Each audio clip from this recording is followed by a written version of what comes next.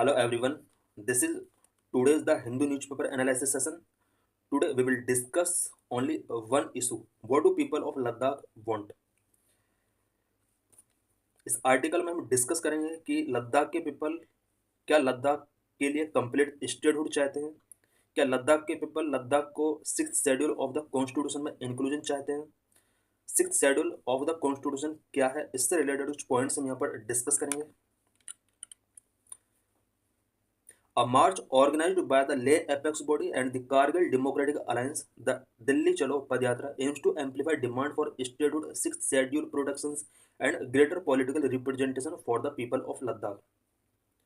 ले apex body and Kargil democratic alliance के द्वारा एक मार्च ऑर्गेनाइज किया गया है, दिल्ली चलो पदयात्रा, जिसका मेन मकसद लद्दाख के लिए स्टेटहुड की डिमांड करना और लद्दाख को सिक्स शेड्यूल के अंदर इंक्लूजन के लिए डिमांड करना, साथ में लद्दाख के पीपल के लिए लद्दाख के अंदर पॉलिटिकल रिप्रेजेंटेशन की डिमांड करना।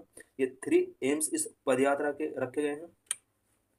Ladakh's famous educationist and environmentalist Sonam Wangchuk embarked this remarkable journey from Ladakh to New Delhi. But it is more than just a march, it is a powerful symbol of the rights and recognition for the people of Ladakh.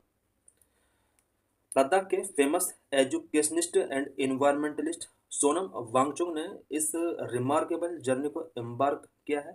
ये जो journey है ये लद्दाख से start हुई थी और new Delhi में and हुआ।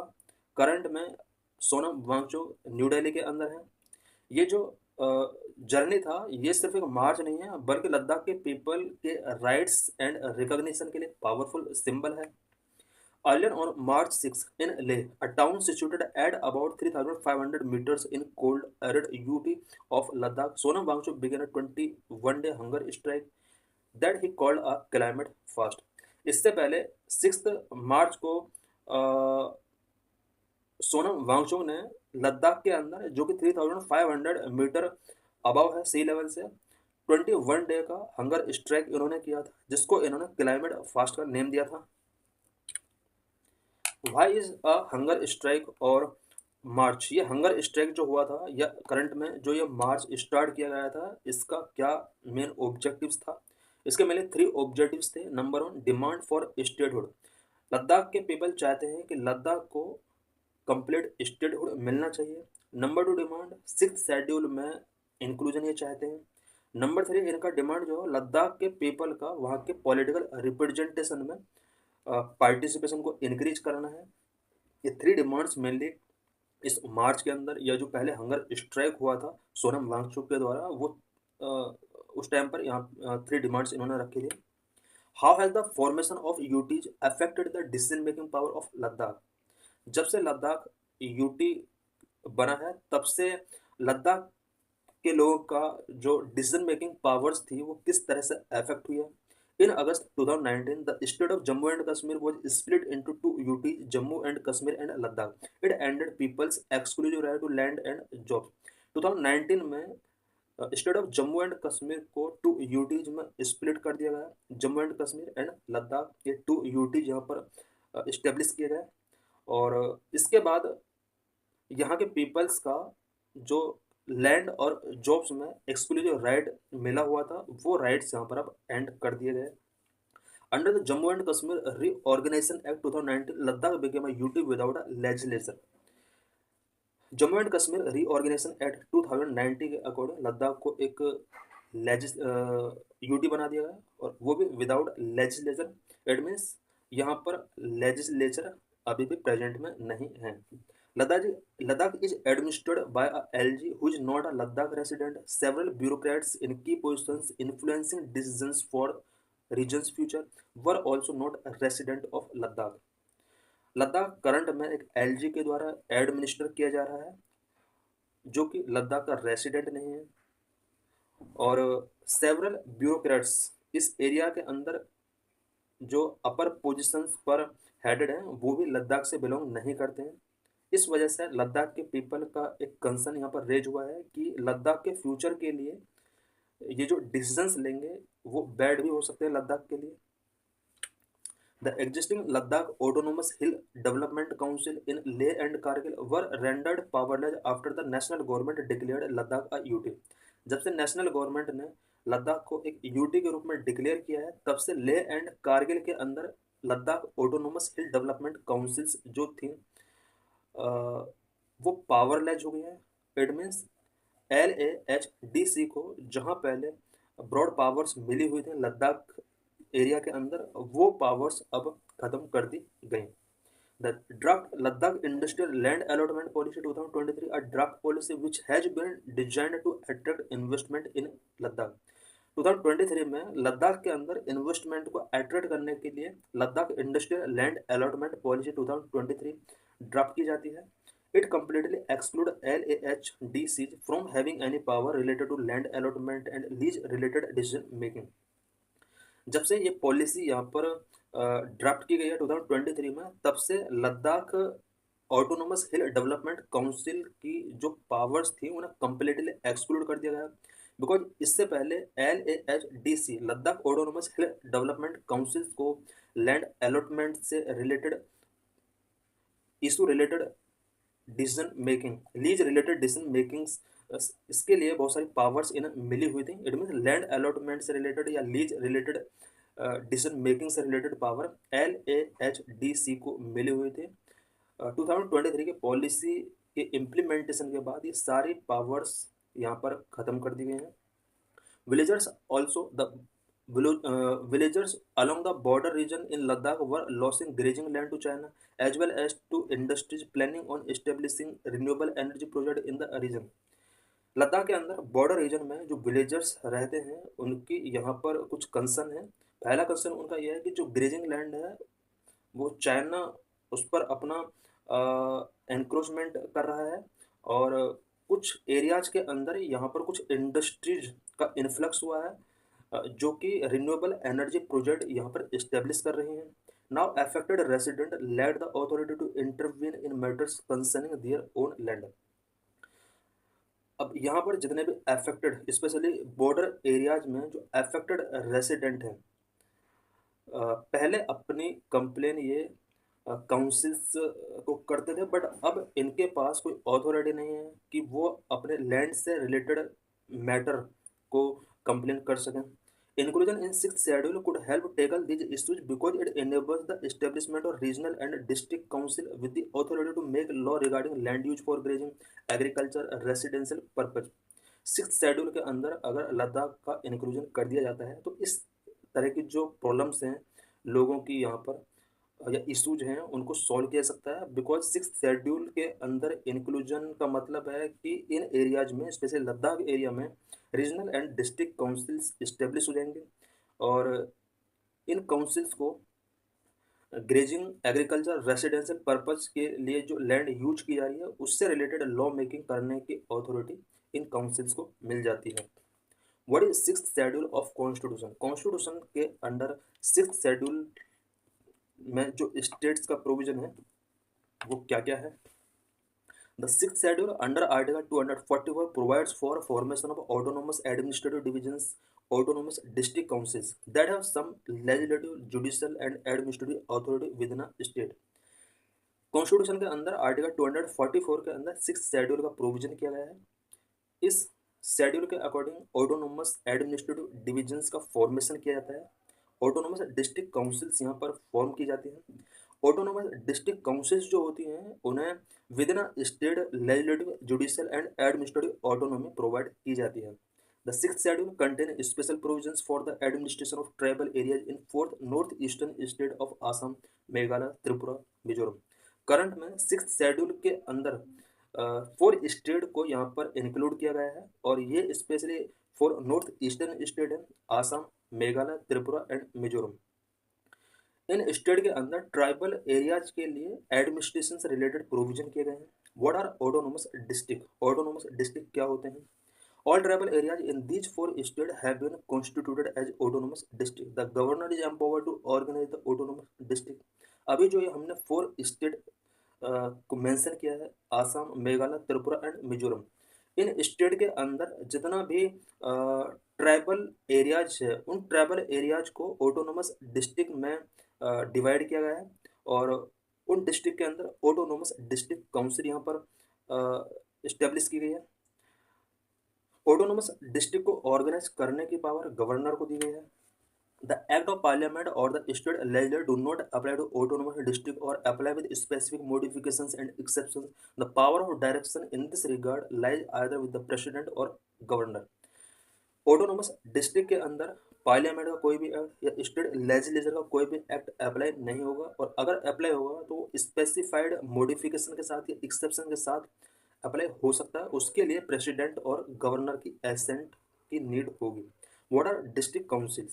Each autonomous district has a district council consisting of 30 members, of whom 4 are nominated by a governor and remaining 26 are elected on the basis of adult franchise. Each district autonomous district के अंदर district council होती है जिसके under 30 members होते हैं। 30 में से 4 members governor के द्वारा नॉमिनेटेड किए जाते हैं, 26 मेंबर्स इलेक्ट किए जाते हैं on the basis of adult franchise. The elected members hold office for a term of 5 years and nominated members hold office during the pleasure of governor. 30 member में से 26 जो इलेक्टेड मेंबर होते हैं इनका tenure 5 years का होता है और 4 मेंबर जो कि इलेक्टेड होते हैं गवर्नर के द्वारा नॉमिनेटेड होते हैं इनका tenure pleasure of the governor. It means governor जब तक चाहेगा तब तक इनका टेन्योर होगा। गवर्नर अगर इन्हें रिमूव करना चाहता है तो इनका टेन्योर खत्म हो जाएगा। Each autonomous region has also has a separate regional council. हर ऑटोनोमस रीजन के अंदर सेपरेट रीजनल काउंसिल भी होती है। What are the power of councils? ये जो काउंसिल्स हैं ऑटोनोमस डिस्ट्रिक्ट काउंसिल, इनकी क्या क्या पावर होती है? Regional and district councils administer the areas under their jurisdiction. Regional council या फिर डिस्ट्रिक्ट काउंसिल ये अपने अपने ज्यूरिसडिक्शन में वर्क करती हैं। इसकी क्या क्या पावर्स हैं? Number 1, they can make law on certain specified matter like land, village administration, forest, canal water, shifting cultivation, the inheritance of property, marriage and divorce, social custom and so on. ये जो councils होती हैं ये various matters से related law create कर सकते हैं, law enact कर सकते हैं, सच एज लैंड से रिलेटेड, विलेज एडमिनिस्ट्रेशन से रिलेटेड, फॉरेस्ट से रिलेटेड, कैनल वाटर से रिलेटेड, शिफ्टिंग कल्टीवेशन से रिलेटेड, इनहेरिटेंस ऑफ प्रॉपर्टी से रिलेटेड, मैरिज एंड डिवोर्स से रिलेटेड एंड सोशल कस्टम्स से रिलेटेड लॉ इनेक्ट कर सकते हैं। But all such law require the ascent of governor. जितने भी लॉ मेकिंग इन काउंसिल्स के द्वारा किए जाएंगे उसके लिए गवर्नर का एसेंट यहाँ पर रिक्वायर होगा। Number 2, council can constitute village councils और court for trial of suits and cases between the tribes, they hear appeal from them. Councils को ये भी पावर दी गई है कि वो विलेज काउंसिल कॉन्स्टिट्यूट कर सकते हैं। इसके साथ साथ वो ट्राइबल पीपल के बीच में अगर कोई सूट्स या केसेस हैं उसको सॉल्व करने के लिए, उसको ट्रायल के लिए कोर्ट भी कॉन्स्टिट्यूट कर सकती है। इट मीन्स काउंसिल को कोर्ट क्रिएट करने की भी पावर दी गई है। दे hear appeal from them. Councils appeal को हियर करने की पावर जो कोड इस्टेब्लिश की गई है काउंसिल के द्वारा ये हियरिंग करने का यहाँ पर पावर दी गई है। High court jurisdiction over this suits and cases specified by the governor. कोई भी सूट्स या केस उस पर हाई कोर्ट का ज्यूरिसडिक्शन कितना होगा कितना नहीं ये गवर्नर के द्वारा स्पेसिफाई किया जाता है। Number 3, the district council can establish, construct और manage primary school, markets, ferries, dispensaries, fisheries, roads and etcetera in the district. District council को ये पावर दी गई है कि वो डिस्ट्रिक्ट के अंदर primary school, markets, ferries, dispensaries, fisheries, roads establish कर सकती है, कंस्ट्रक्ट कर सकती है और मैनेज कर सकती है। Number 4, district council are empowered to assess and collect land revenue and to impose certain specific taxes. District councils के पास ये भी पावर होती है कि वो लैंड रेवेन्यू का असेस कर सकती है, कलेक्ट कर सकती है और सर्टेन स्पेसिफाइड टैक्सेस को इम्पोज करने की पावर भी इसको दी गई है। Why there is a need to inclusion of Ladakh in 6th schedule? 6th schedule में लद्दाख को इंक्लूड करने की नीड क्या है, क्या जरूरत है, यानी क्यों डिमांड की जा रही है कि लद्दाख को 6th शेड्यूल के अंदर इंक्लूड किया जाना चाहिए? Currently, administration of the UT of Ladakh region is completely in hands of central bureaucrats. Present में लद्दाख यूटी का जो एडमिनिस्ट्रेशन है कम्प्लीटली सेंट्रल ब्यूरोक्रेट्स के हैंड में है।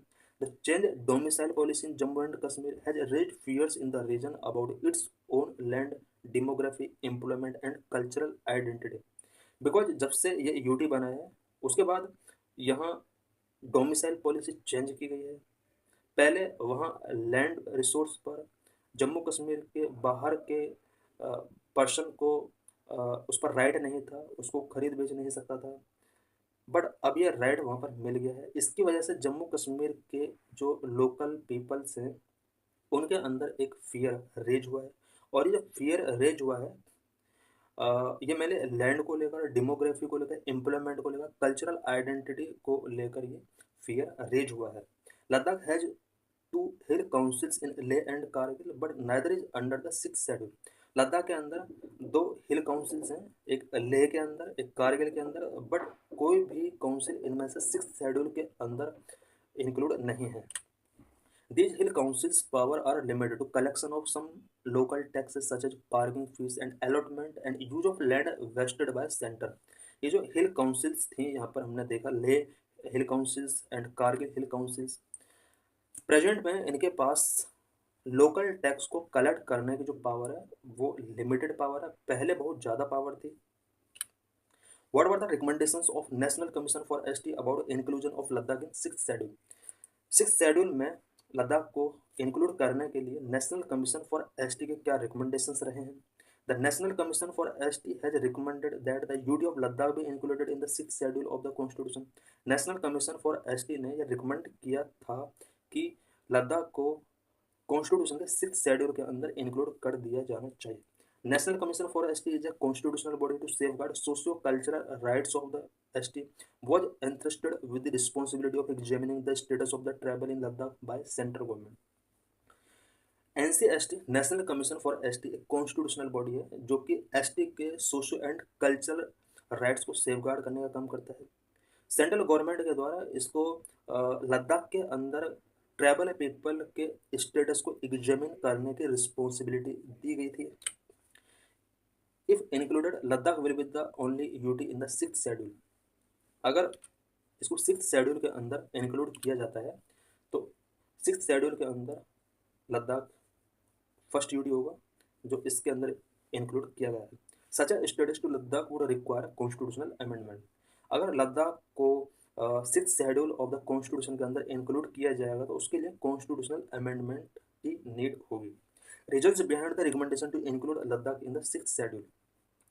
सिक्स शेड्यूल में लद्दाख के इंक्लूजन के लिए जो recommendations national commission for ST ने दिए थे उसके क्या क्या रीजन्स थे? First, it is estimated that more than 90% of Ladakh's population is tribal. The primary scheduled tribes in Ladakh are Balti, Beda, Bod, Brokpa, Mon, Changpa, Gara and Purikpa। ये पहला जो रीजन है यानी नेशनल कमीशन फॉर एसटी ने लद्दाख को six schedule में include करने के लिए जो रिकमेंडेशन दिया था, फर्स्ट इसका रीजन ये था कि लद्दाख का जो 90% पॉपुलेशन है वो ट्राइबल पॉपुलेशन है और इसके अंदर भी primary tribe scheduled tribes Ladakh के अंदर जैसे बाल्ती, बेडा, बोड, बोरपा, छांगपा, मोन, गारा एंड पुरगिया, ये कुछ यहाँ पर प्राइमरी शेड्यूल्ड ट्राइब्स हैं। नंबर 2 रीजन क्या था? यूटी ऑफ लद्दाख रीजन है several distinct cultural heritages by communities such as Balti, Dropa, छांगपा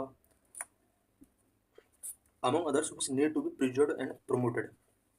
दूसरा रीजन ये है कि लद्दाख के अंदर सेवरल डिस्ट्रिक्ट कल्चरल हेरिटेज हैं। बहुत सारे यहाँ पर ट्राइबल कम्युनिटीज की कुछ कल्चरल एक्टिविटीज हैं जिनको प्रिजर्व एंड प्रमोट करने की नीड है। Number 3, prior to the creation of the UT of Ladakh people in Ladakh region has certain agrarian rights including right on land which restricted people from other parts of the country to purchase और acquire land in Ladakh.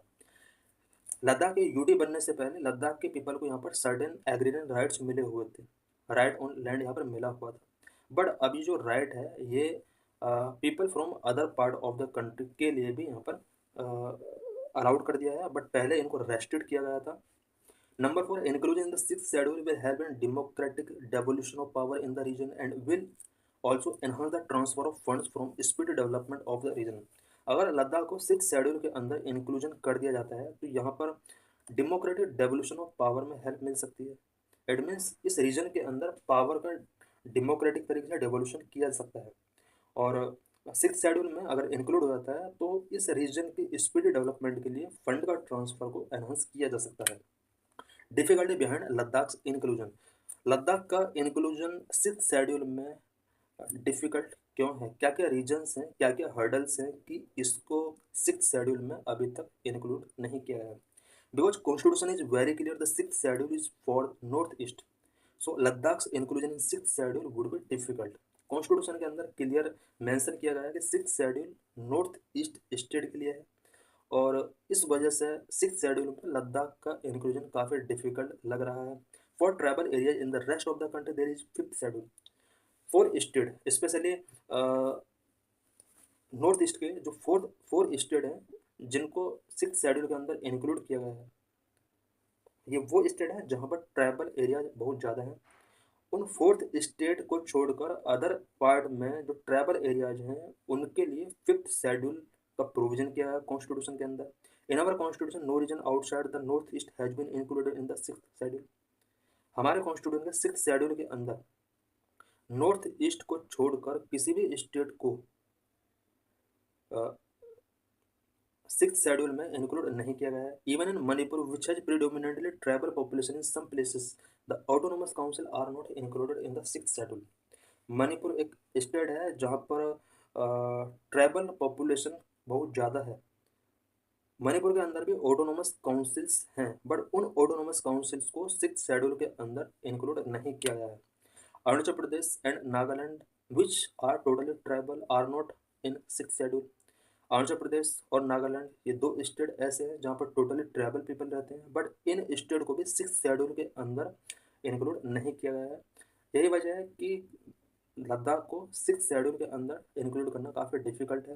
However if government to decide for inclusion Ladakh in six schedule it need to bring a bill to amend the constitution for this purpose. Government अगर चाहती है कि लद्दाख को six schedule के अंदर include कर दिया जाए तो इसके लिए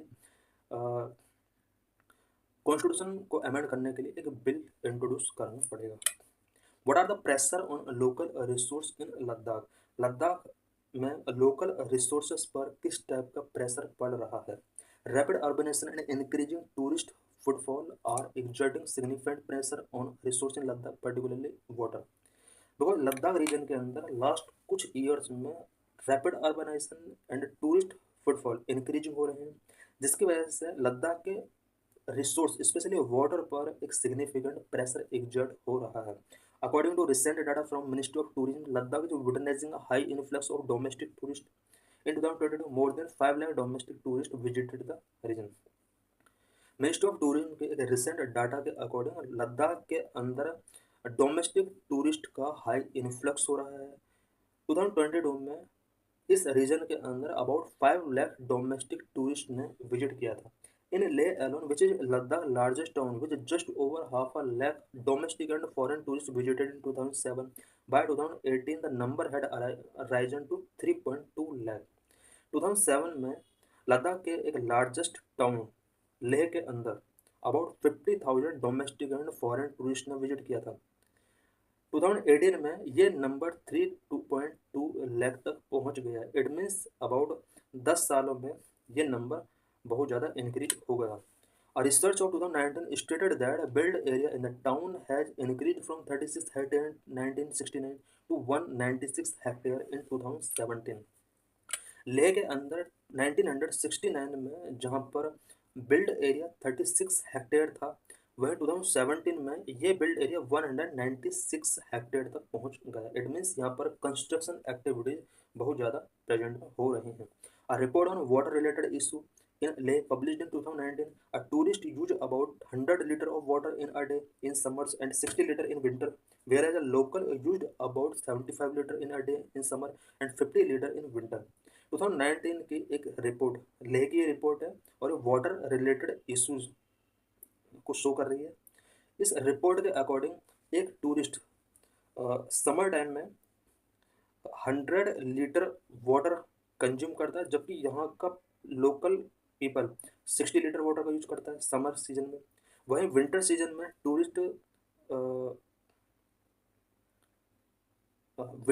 टूरिस्ट यहाँ पर 60 लीटर का यूज करता है और लोकल पीपल 50 लीटर वाटर का यूज करते हैं। इट मीन्स जो टूरिस्ट आते हैं वो लोकल पीपल के कंपेयर में वाटर को ज़्यादा कंज्यूम कर रहे हैं, जिसकी वजह से यहाँ पर वाटर रिलेटेड क्राइसिस भी शो हो रहे हैं। The pressure on resource is specially high during peak tourist season between may and July each year when about 70% of tourist visit the UT. Resource पर सबसे ज़्यादा प्रेशर तब पड़ता है जब टूरिस्ट सीजन पीक पर होता है, और ये जो पीक सीजन होता है वो मई जून जुलाई, ये 3 मंथ यहाँ पर टूरिस्ट का पीक सीजन होता है, और इसी सीजन में ओवरऑल टूरिस्ट का 70% टूरिस्ट यहाँ पर विजिट करते हैं। How does climate change threaten the region? Ladakh region को क्लाइमेट चेंज किस तरह से थ्रेटन कर रहा है? In the last 2 decades Ladakh has been affected by several floods, landslides and extreme rainfall events. Last 2 decades में लद्दाख ने बहुत सारे floods, landslides and extreme rainfall events देखे हैं। For instance in August 2010 several part of Ladakh, especially Leh, were hit by flash floods. Nearly 255 people died. अगस्त 2010 में लद्दाख के several part के अंदर फ्लैश फ्लड्स जैसे इंसिडेंट देखे गए थे, जिसमें 255 पीपल यहाँ पर डेड हुए थे।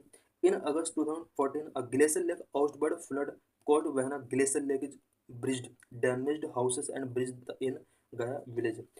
अगस्त 2014 में भी एक इंसिडेंट हुआ था, ग्लेशियर लेक आउटबर्स्ट फ्लड। ये भी एक इंसिडेंट है जहाँ पर ग्लेशियर लेक के ब्रीचिंग होने से इस तरह के इंसिडेंट होते हैं। इसकी वजह से गया विलेज पूरी तरह ब्रिज हो गया था, हाउस डैमेज हो गए थे। More recently in August 2021 a GLOF near Rumbek village also damaged roads and a bridge.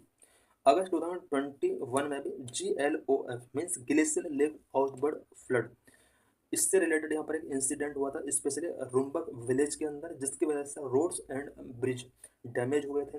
A study published in 2020 estimate that Ladakh has 192 glacier lake. 2020 में एक स्टडी किया गया था जिसमें एस्टिमेट किया गया था कि लद्दाख के अंदर अबाउट 192 ग्लेशियर लेक हैं। Several research also stated that due to increasing temperature caused by global warming, the number and size of glacier lake in the Himalaya are increasing and glaciers are shrinking. Several research ये state कर रही हैं कि temperature increase हो रहा है global warming की वजह से, और ग्लेशियर लेक का नंबर और साइज भी इंक्रीज हो रहा है, बिकॉज ग्लेशियर मेल्ट हो रहे हैं और श्रिंकिंग हो रहे हैं। Despite the challenge posed by climate change, mining and renewable energy companies are eyeing Ladakh and tourism-related activities are on a rise. Climate change से रिलेटेड चैलेंज तो हैं ही, साथ में कुछ mining and renewable energy companies का भी आई लद्दाख के ऊपर है। साथ में टूरिज्म रिलेटेड एक्टिविटीज़ यहाँ पर बढ़ रही हैं, जो कि लद्दाख के लिए एक नेगेटिवली इम्पैक्ट शो हो रही हैं।